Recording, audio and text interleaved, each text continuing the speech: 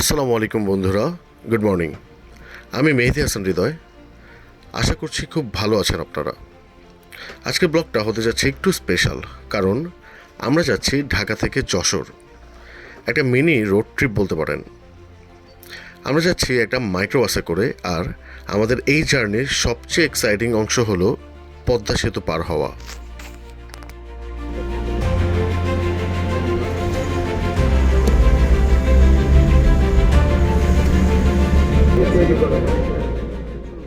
এই যে দেখুন, চলে এলাম স্বপ্নের পদ্মা সেতুর কাছে।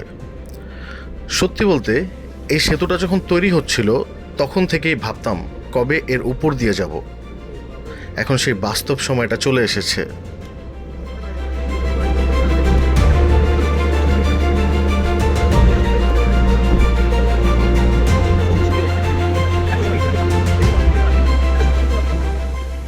ওয়াও, কি বিশাল আর কি সুন্দর! পদ্মা নদীর ওপর দিয়ে এভাবে যেতে পারাটা সত্যি এক দারুণ অভিজ্ঞতা। বাংলাদেশের মানুষের জন্য এটা শুধু একটা সেতু না, এটা আমাদের গর্ব, আমাদের আত্মবিশ্বাস। সেতুর ওপর থেকে পদ্মার এই রূপ না দেখলে বোঝা মুশকিল কতটা সুন্দর ও বিশাল এই পদ্মা নদী।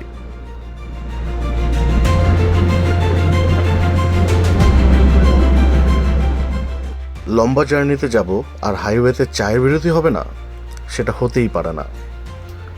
তাই আমরা সকালের নাস্তা ও চা খেয়ে আবারও যাত্রা শুরু করলাম। গন্তব্য যশোর।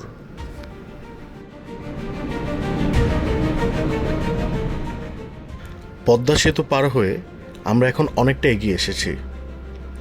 আমাদের রাস্তা ধরে যেতে হচ্ছে নড়াইলের ওপর দিয়ে। এলাকাটা দেখতে বেশ শান্ত আর সুন্দর।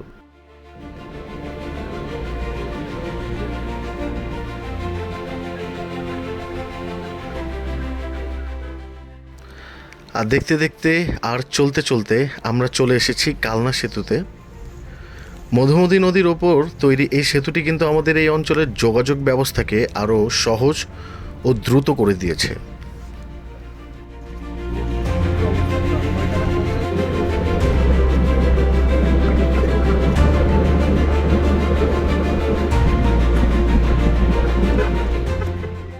অবশেষে আমরা পৌঁছে গেছি যশোর। দীর্ঘ যাত্রার পর এই শহরে ঢুকতেই মনে হলো যেন একটা অন্যরকম শান্তি। আর এই যে দেখুন, যশোরের প্রাইড, আমাদের দেশের অন্যতম পুরনো আর বিখ্যাত সিনেমা হল মনিহার সিনেমা হল। একসময় এর নাম ছিল সারা দেশে। এর স্থাপত্য আর ইতিহাস দুটোই দারুণ। সত্যি বলতে, যশোর একটা ভীষণ সুন্দর জায়গা। এখানকার পরিবেশটা অসাধারণ। আর যশোর যে কারণে সবচেয়ে বিখ্যাত তা হলো সবজি আর ফুলের চাষ। যশোরের খেজুরের রস ও পাটালি গুঁড়ো কিন্তু অনেক বিখ্যাত। আপনারা যদি কখনো যশোরের ক্ষেতগুলো দেখেন তবে মুগ্ধ হবেন।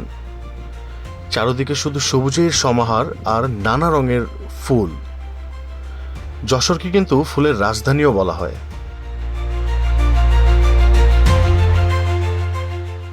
তো বন্ধুরা, ঢাকা থেকে যশোর পর্যন্ত এই পুরো ট্রিপটা ছিল এক কথায় অসাধারণ।